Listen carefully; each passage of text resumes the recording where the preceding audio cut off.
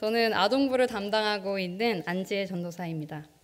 그리고 저는 주중에는 대한가정 그룹홈에서 아이들을 돌보고 있는 아동 청소년 생활보육사이기도 합니다. 그래서 제 일상에서는 주중이든 주말이든 언제나 아이들이 있습니다. 성도님들도 너무 잘 알고 계시겠지만 아이들과 함께하는 삶은 정말 역동적입니다. 아이들의 빠른 성장 속도 때문이기도 하고 아이들 특유의 필터 없는 솔직함 때문이기도 한데요. 아이들은 정말 자신의 생각과 감정을 투명하게 드러냅니다. 그래서 저는 설교 시간에도 질문을 굉장히 많이 하는 편인데요. 하루는 이스라엘이 이집트를 탈출하는 출애굽기의 내용으로 말씀을 나누고 있던 중이었습니다. 제가 물었습니다. 얘들아, 430년간 노예 생활을 하다가 이렇게 자유의 몸이 되면 게다가 그것도 모자라서 금은 보화와 좋은 옷과 가축까지 달라는 대로 다 얻어가지고 나올 수 있으면 얼마나 좋을까? 어떤 생각이 들 것 같아? 제가 물었어요. 네, 성도님들 어떤 대답을 하시겠어요? 네, 마음속으로는 떠올리고 계시죠? 네, 너무 하나님의 은혜입니다. 너무 감사하죠. 이런 대답을 하실 것 같은데요. 한 친구가 꽤 진지한 얼굴로 그것도 맨 앞줄에 앉아서 저에게 대답했습니다. 430년 만에 1억 버는 건 좀 그런데? 네, 이렇게 대답을 하는 거예요. 예상하지 못한 대답이었습니다. 아마 그 친구는 들고 나올 수 있는 재산의 최고 금액, 가장 큰 금액이 아마 1억이라고 생각했던 것 같아요.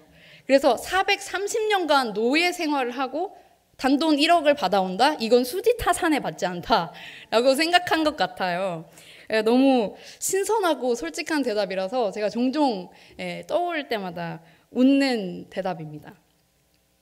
제가 이렇게 아이들의 솔직함에 대해서 나눈 이유는요. 오늘 성도님들과 나눌 성경 속의 인물도 꽤 솔직한 사람이라고 생각하기 때문입니다.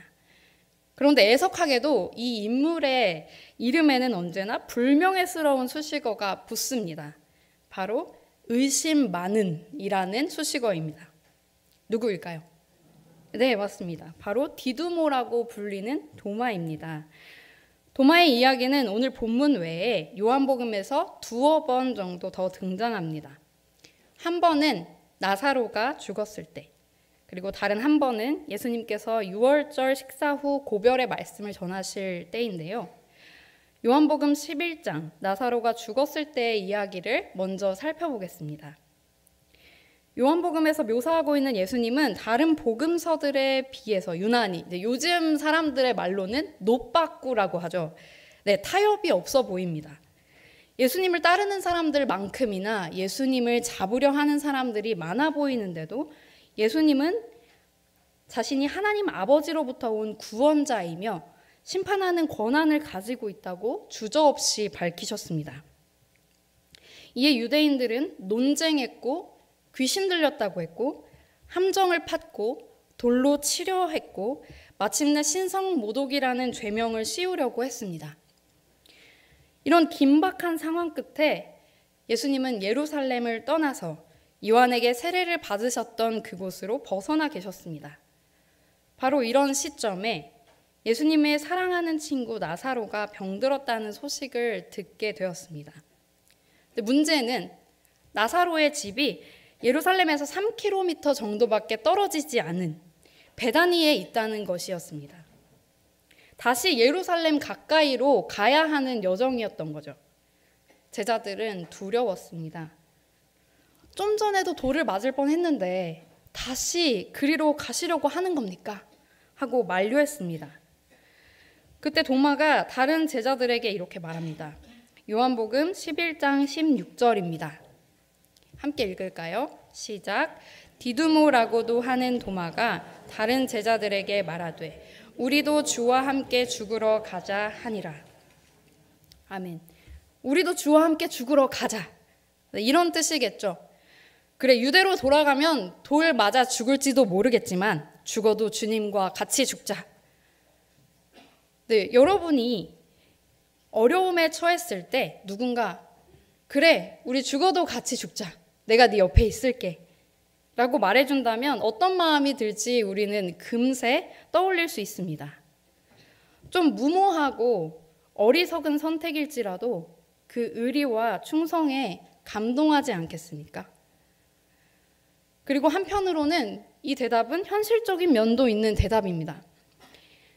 여태까지 여러 이적을 보이셨던 예수님이 또 다른 이적으로 유대인의 박해까지 물리치셨으면 하는 기대는 없습니다. 예수님은 늘 박해자들 사이에서 위험을 무릅쓰며 주어진 일을 타협 없이 하셨다는 걸 도마는 잘 알고 있었기 때문입니다. 도마는 유대로 돌아가면 분명 박해와 공격을 받고 자칫하면 죽을 수도 있다는 위험을 있는 그대로 회피하지 않고 받아들였던 겁니다. 자, 그러면 두 번째 도마의 등장을 보겠습니다. 예수님께서는 제자들과 마지막 유월절 식사를 하시고 제자들의 발을 씻겨주셨습니다. 그리고 그 자리에서 제자 중 한 명이 자신을 팔 것이라 말씀하시고는 가룟 유다에게 떡을 적셔주셨습니다. 이어서 베드로에게도 닭이 울기 전에 내가 3번 나를 부인할 것이라고 말씀하셨죠. 제자들은 예수님이 가장 가까운 자신들에 의해 팔려가고 부인당하게 된다는 말에 도대체 앞으로 무슨 일이 어떻게 벌어질지 두려웠을 겁니다. 이런 제자들에게 예수님이 말씀하십니다. 요한복음 14장 1절에서 4절까지의 말씀입니다. 너희는 마음에 근심하지 말라. 하나님을 믿으니 또 나를 믿으라.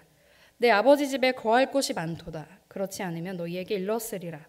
내가 너희를 위하여 거처를 예비하러 가노니 가서 너희를 위하여 거처를 예비하면 내가 다시 와서 너희를 내게로 영접하여 나 있는 곳에 너희도 있게 하리라. 내가 어디로 가든지 그 길을 너희가 아느니라. 아멘. 예수님께서는 내가 어디로 가는지 그 길을 너희가 안다 라고 하셨는데 도마는 도무지 모르겠었나 봅니다.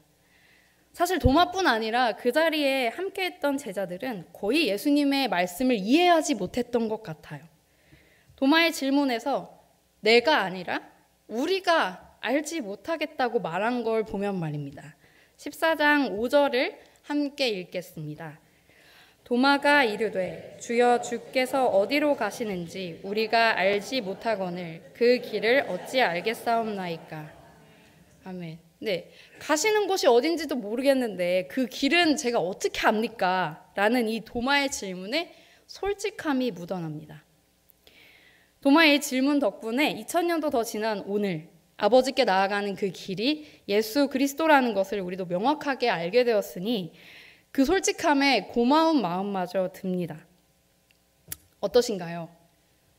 의심 많은 사람이라고만 불리던 도마가 조금은 다르게 보이시나요? 네, 자, 그렇다면 오늘의 본문 도마를 의심 많은 사람이 되게 했던 그 이야기를 한번 보겠습니다. 요한복음에 따르면 부활하신 예수님과 가장 먼저 만난 인물은 막달라 마리아였고 그 후로 부활하신 예수님은 두려움의 문을 걸어 잠그고 있던 제자들에게도 나타나셨습니다. 예수님은 제자들에게 못 박힌 손과 창에 찔린 옆구리를 보여주셨고 성령의 숨을 불어넣으셨습니다. 아버지께서 나를 보내신 것 같이 나도 너희를 보내노라 하셨고 누구의 죄든지 너희가 사하면 사해질 것이라는 엄청난 권능도 주셨습니다. 그러나 그 역사적인 자리에 다시는 없을 자리에 기쁨과 놀라움이 가득한 자리에 어떤 이유인지는 모르겠으나 도마가 없었습니다. 그 일이 있은 후 도마를 만난 제자들은 우리가 주님을 보았다 라고 흥분하며 이야기했지만 도마는 쉽게 믿지 않습니다. 의심 많은 제자라는 닉네임을 얻게 된 이 도마의 대답을 한번 보겠습니다. 20장 25절입니다. 다른 제자들이 그에게 이르되 우리가 주를 보았노라 하니 도마가 이르되 내가 그의 손에 못자국을 보며 내 손가락을 그 못자국에 넣으며 내 손을 그 옆구리에 넣어보지 않고는 믿지 아니하겠노라 하니라. 아멘. 우리는 이미 예수님께서 부활하셨다는 사실을 알고 있기 때문에 부활을 믿지 못하는 이 도마가 답답하게 느껴지기도 하고 또 닮아서는 안 될 불신앙의 표본으로 생각하기도 합니다만 내가 도마였다면 하고 상상하며 읽어보셨으면 좋겠습니다. 다른 제자들이 돌아가신 예수님을 만났다고 이야기했을 때 도마는 혼자만 안개 속을 헤매는 것처럼 혼란스러웠을 겁니다. 다른 제자들의 말과 눈빛이 진실하다고 느끼면 느낄수록 더욱 혼란스러웠겠죠. 예수님을 향한 그리움과 허전함, 그리고 예수님을 잃었다는 깊은 슬픔으로 다들 환영을 본 것은 아닐는지, 혹은 예수님이 워낙 대단한 인물이셨으니 예수님이 돌아가신 후 비슷한 용모를 하고 예수 행세를 하는 사기꾼은 아니었을지 많은 합리적 의심이 솟구쳤을 겁니다. 또한 도마는 십자가형이 얼마나 가혹한 형벌인지 알고 있었습니다.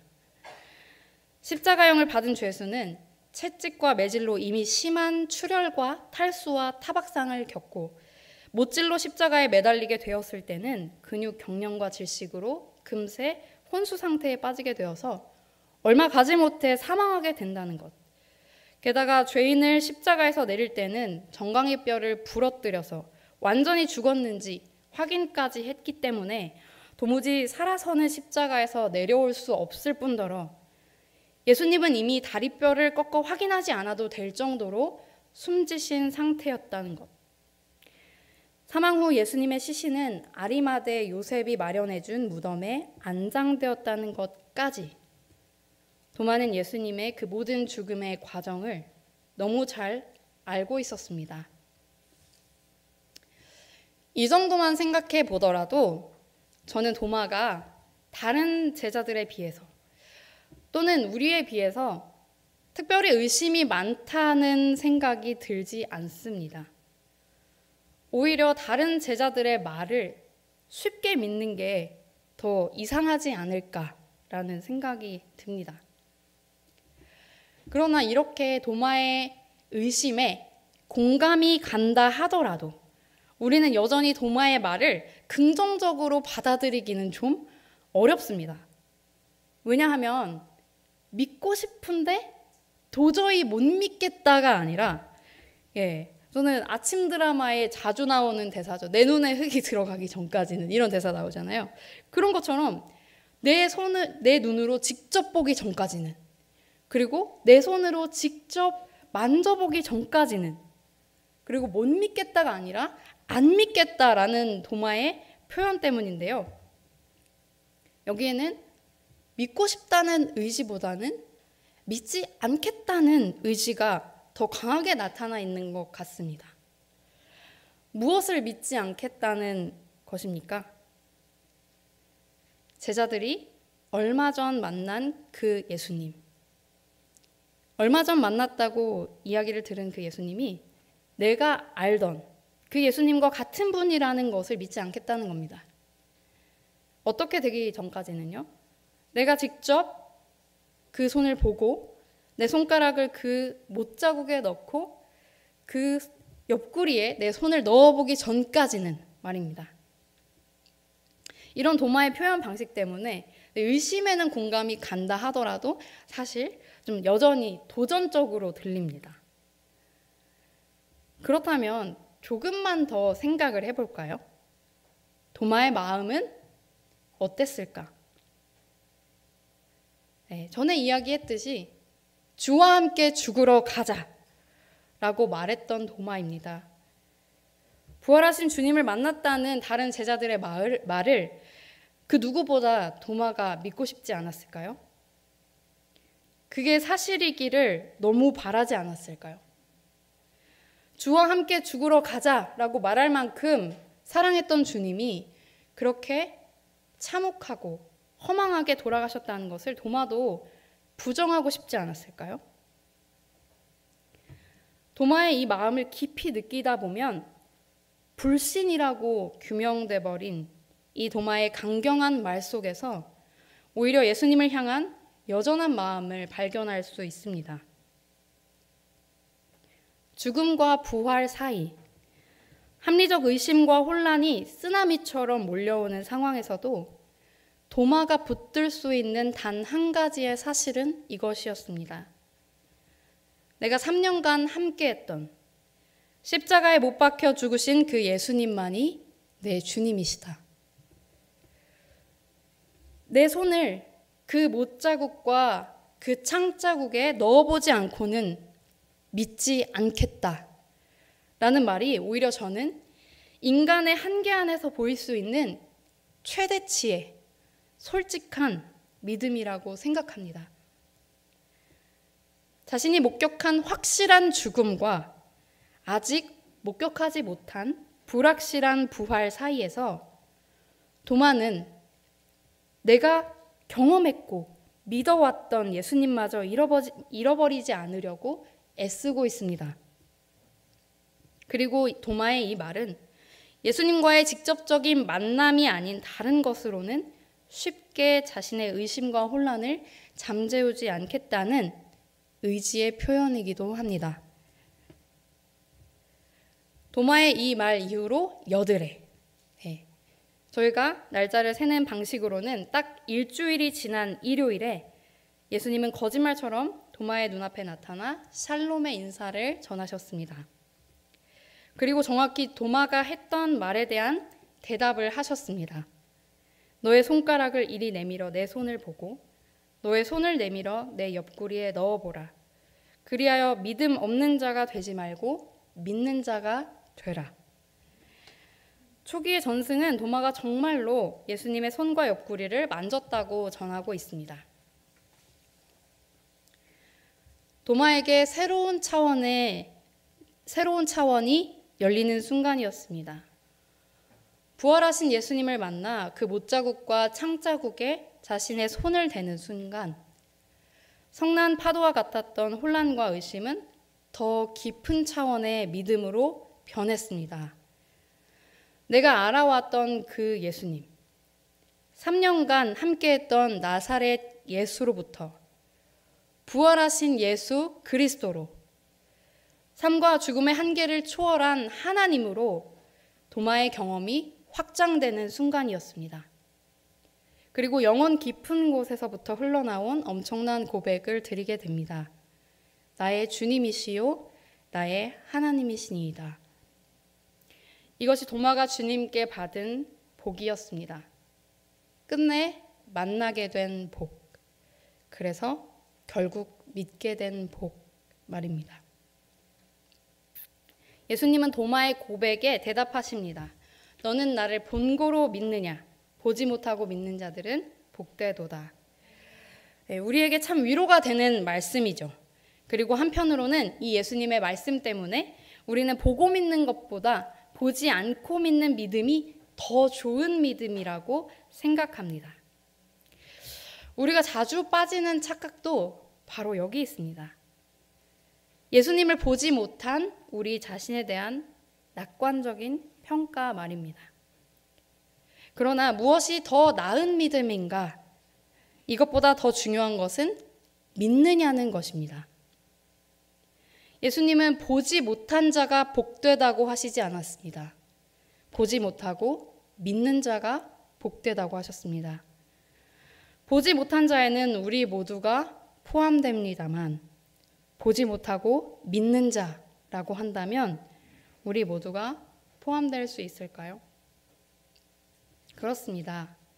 예수님은 보지 못하고 믿는 자가 복되다 하셨습니다만 보고 믿는 것보다 보지 않고 믿는 것이 훨씬 어렵습니다. 그래서 진실하게 자신에게 물어야 합니다. 보지 못한 나, 정말 믿고 있는가? 그리고 보지 못해 믿지 못하겠다면 오히려 도마처럼 구해야 하지 않을까요?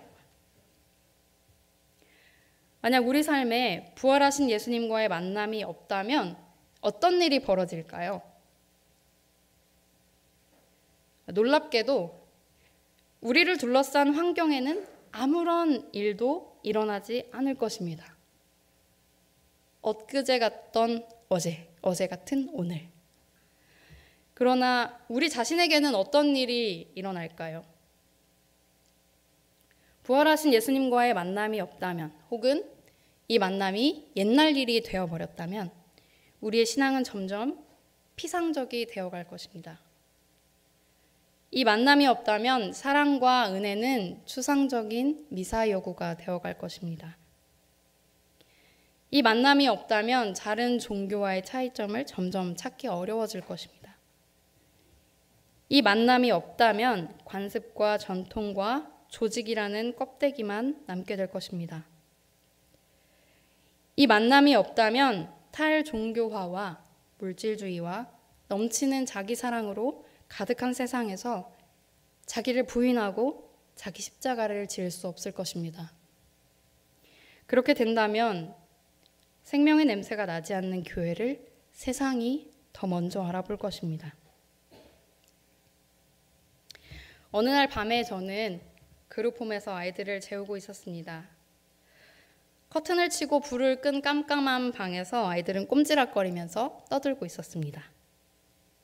그러던 중에 아이 한 명이 갑자기 장난스러운 목소리로 교회에서 배운 찬양을 불렀습니다. 믿음으로 믿음으로 나가요. 고람되오 고람되오. 그 순간이 저에게는 레마처럼 다가왔습니다. 아무것도 보이지 않는 캄캄한 그 방이 제 마음과 닮아 있었고 그 안에서 울리는 믿음으로 나아가라는 말과 코람데오, 하나님 앞에서 라는 말이 주님께서 제게 하시는 말로 들렸기 때문입니다. 보지 못한 나, 정말 믿고 있는가? 만일 이 질문에 그렇다라고 대답할 수 없다면 우리는 보지 않고 믿는 복을 받았다고 쉽고 간편하게 생각해버리고 말 것이 아니라 믿음이 있는 것처럼 포장할 것이 아니라 캄캄한 마음 그대로 코람데오 하나님 앞에 서야 합니다.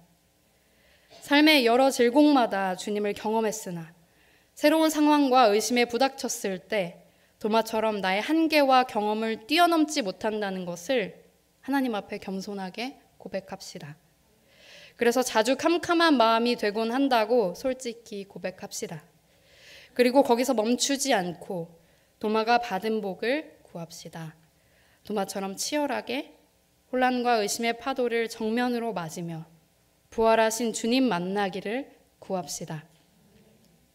나의 한계와 좁은 시야를 넘어서게 하시는 전능하신 주님을 다시 새롭게 경험하고 삶과 죽음을 넘어 영원을 바라보게 하시는 주님을 만나고 싶다고 구합시다. 코람데오, 하나님 앞에 서십시오. 내가 경험했던 예수님을 붙들고 내가 아직 경험하지 못한 새로운 주님을 기다리며 주님 외에 어떤 다른 것도 쉽게 의지하지 않겠다고, 주님 외에는 내 캄캄한 마음에 다른 열쇠가 없다고 두렵고 떨리는 마음으로 도마의 복을 구하시기 바랍니다. 주님은 어떤 방식으로든 주님을 찾고 구하는 자를 만나주십니다. 우리의 예상과 한계를 뛰어넘어 우리에게 찾아오십니다. 그 주님을 만날 때 우리에게도 새로운 믿음의 차원이 열리고 영혼의 깊은 곳에서부터 차오르는 우리만의 진실된 고백을 드릴 수 있을 것입니다. 기도하겠습니다.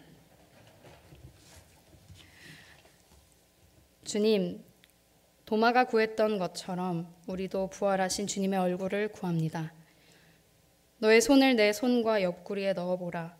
그래서 믿음 없는 자 되지 말고 믿음 있는 자 되라 말씀하신 그 주님 만나기를 우리도 구합니다. 주님, 우리의 생각은 좁고 우리의 경험은 제한적이며 우리의 한계는 명확합니다. 그런 우리에게로 날마다 새롭게 다가와 주세요. 그래서 우리 안의 의심과 혼란이 더 깊은 믿음으로 변하며 상황과 환경보다 크신 주님 안에서 샬롬을 누리며 성령의 음성에 해답을 발견하는 놀라운 일들이 우리의 일상 안에서 이루어지도록 도마의 복을 우리에게 허락해 주세요. 예수님의 이름으로 기도합니다. 아멘.